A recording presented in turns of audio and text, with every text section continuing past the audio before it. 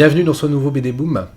On commence par une BD historique, donc la collection dont on a quelques fois parlé ici, les grandes batailles navales. Alors pourquoi on parle des grandes batailles navales? Parce que c'est important en fait.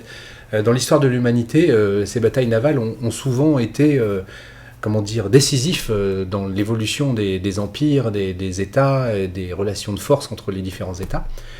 Donc c'est ce qui fait l'intérêt le principal de la collection. Dans la collection, le principe est de raconter un événement historique vu par deux personnages qui sont des pecnos de base. Donc ça apporte un intérêt au récit des fois, et des fois moins quand même, faut le reconnaître sur l'ensemble de tous les titres.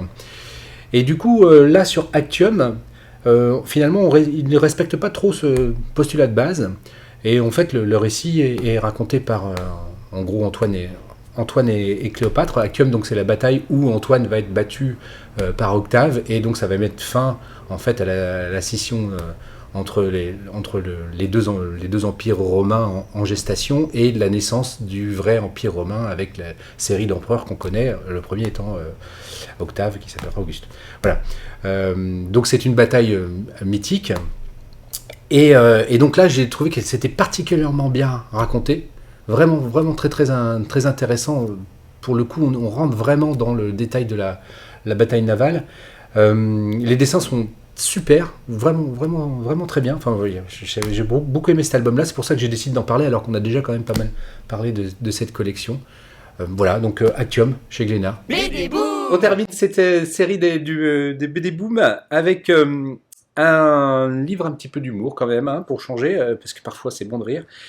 Chez Stopwork, chez Dargaud.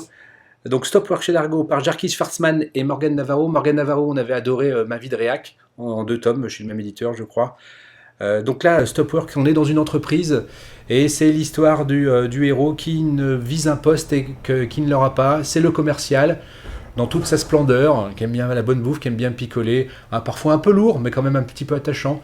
Voilà, le beauf sympa qu'on a tous connu dans les entreprises dans lesquelles on a fréquenté, et qui est souvent dans le service commercial.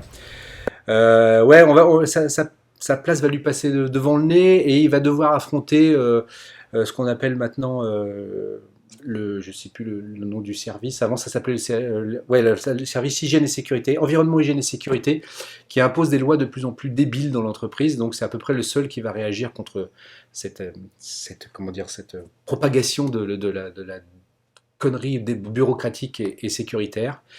Et donc voilà, donc c'est jubilatoire. Moi, ça me fait beaucoup rire. C'est grinçant, évidemment. Et voilà, et je pense que vous, pauvres salariés, vous vous reconnaîtrez certainement dans ce personnage fort sympathique, ma foi.